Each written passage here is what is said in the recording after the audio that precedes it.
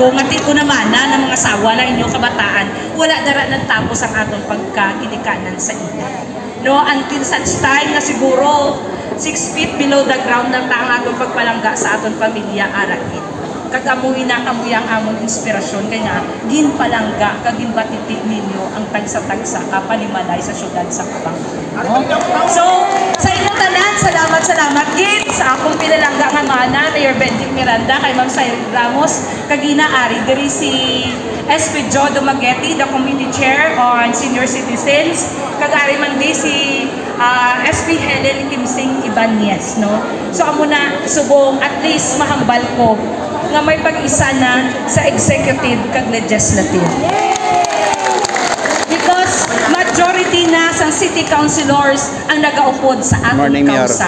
Ang umalang na kati inyo mapananya kung may pag-isa kita, may pagdako. Correct? Oh. So amo na mapasiguro namon nga magapadayon gid ang gugma kag kabalaka kay may pag-isa na halin sa legislative nga ako ang nagapamuna upod ang akon bana Mayor Benedict Miranda sa executive. So sa inyo tanan, salamat gid. God bless. Enjoy the rest of the day and mabuhay tayong lahat. Liwan ka na. Basta maestra. Waka. And I Thank you. Thank you. Sa ulo na naging yan. Thank you, Ken. Muna babae naglumay sa akon. Hindi ka mo magkabalaka kay may nagrapol-rapol ang inyong panyaga. Dugay-dugay ara naman i-serve. Ara naman, no? May ara ka mo da pack lunch na i-serve na sa inyo karon. May tubig man, may tubig. With water, ha? Wala lang soft drinks, bawal. Tubig lang. Ari nang 40,000. May utang lang sa akong karon 20. Sige na. Ari ang irapol.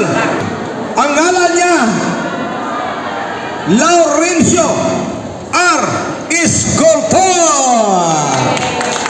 Then si tatay, Laurencio Escoltor. Then kuhitan nyo dan tupad nyo kung ara siya. Laurencio Escoltor. Kadto lang di sa tubangan kay kwaon mo di ang imong ariyakas. Na itindokida na yun. Next, si tatay Gregorio Vargas. Wala ka respond? Dili na itindokida tayo ng imong box kay basi may mag-agaw pa. Yatakyo kadto di.